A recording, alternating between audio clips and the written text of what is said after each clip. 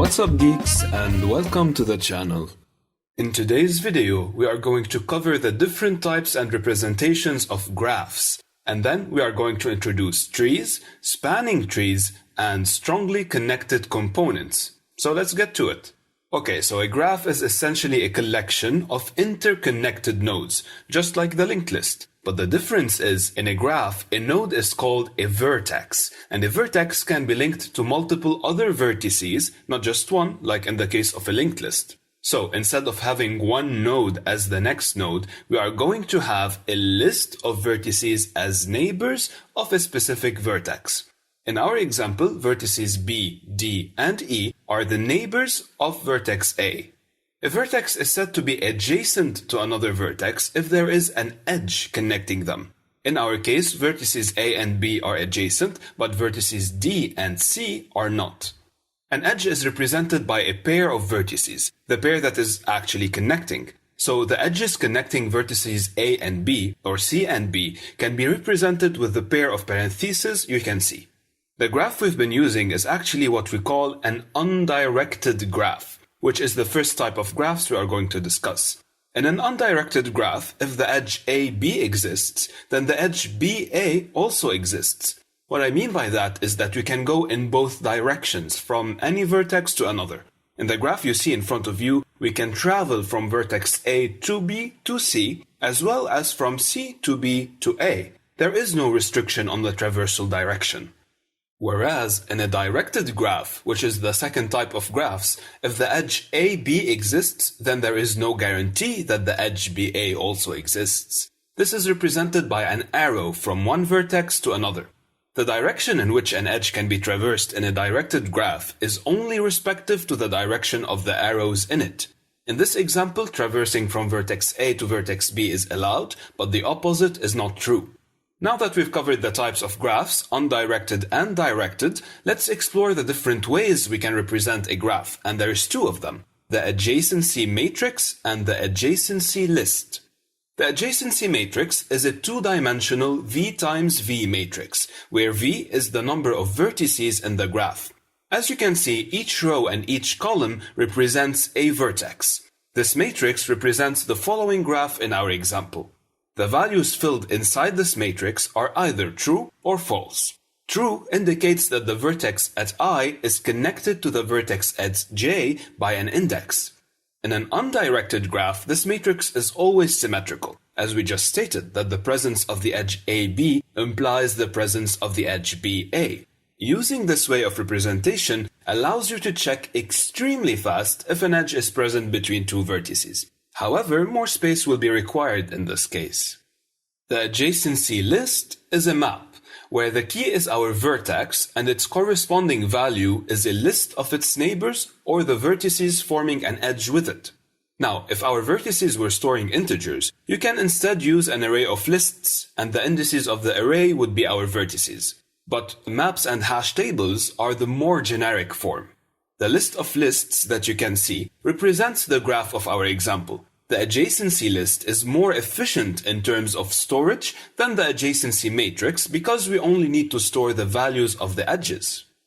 Okay, so far we've learned that there are two types of graphs, the undirected and the directed graphs, and both of them can be represented using the adjacency matrix or the adjacency list.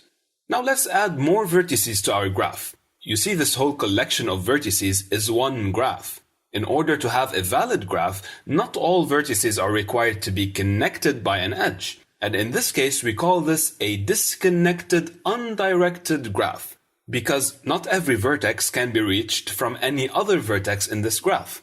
In our case, vertex H cannot be reached from vertex A. Same applies to vertex B or any other vertex present in this component of the graph. Any vertex present in this subgraph or component cannot reach any other vertex present in this second subgraph or component. However, each component on its own, each subgraph on its own is connected, because every vertex inside it can be reached from any other vertex from within this subgraph. Hence, they can both be called connected components. Now, if you pay close attention, you will notice that the second component has something that the first component doesn't, and it is cycles. You see, In an undirected graph, you have a cycle when you can establish a path where only the first and the last vertex are repeated. But this cannot be done in the first component. We simply cannot derive such a path. But in the second one, we can establish the following paths where the only repeated vertex is the first and the last one, hence forming a cycle. Our first component does not contain a cycle, hence it is called an acyclic component. And if it was a graph, it would have been a tree, because a tree is an undirected, connected, acyclic graph. Let's try together now to transform this graph into a connected one. Easy, right? All we have to do is add an edge anywhere between our two components to link them together, and there it is. Our graph is now connected. Now, if we transform this graph into a directed one, what is going to happen to all the definitions we previously established? Well, as a start, directed graphs cannot just be connected. They are either weakly connected or strongly connected.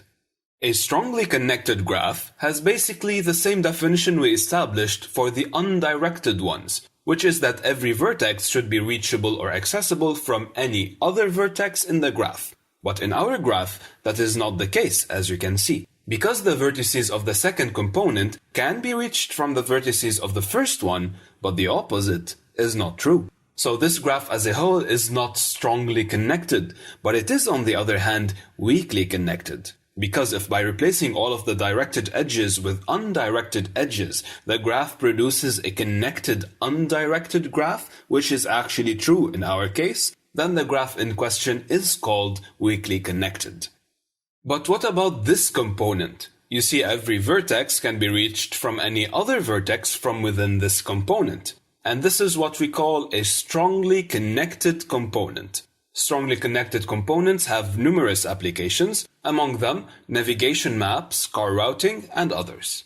Okay, finally, in this last section of this video, I want to target spanning trees. And to do this, let's get rid of this big graph and take a simpler, undirected one.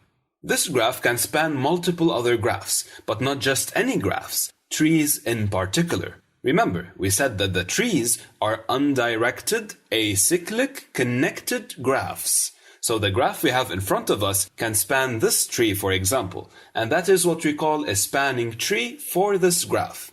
There are other spanning trees for the same graph. A graph can span n to the power n minus 2 trees, n being the number of vertices in this graph.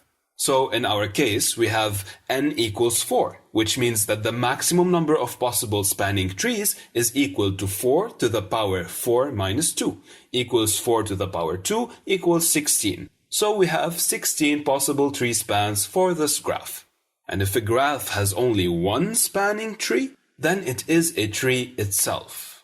Spanning trees have numerous applications, among them network routing protocols, cluster analysis, and many others. So, to sum everything up, a graph is made of vertices. These vertices can be connected with edges or not. There are two types of graphs, the undirected and directed graphs, which can be represented using both the adjacency matrix or the adjacency list. In an undirected graph, if any vertex can be reached from any other vertex from within this graph is called connected. And if a subgraph of this graph, aka a component, is connected, it is called a connected component.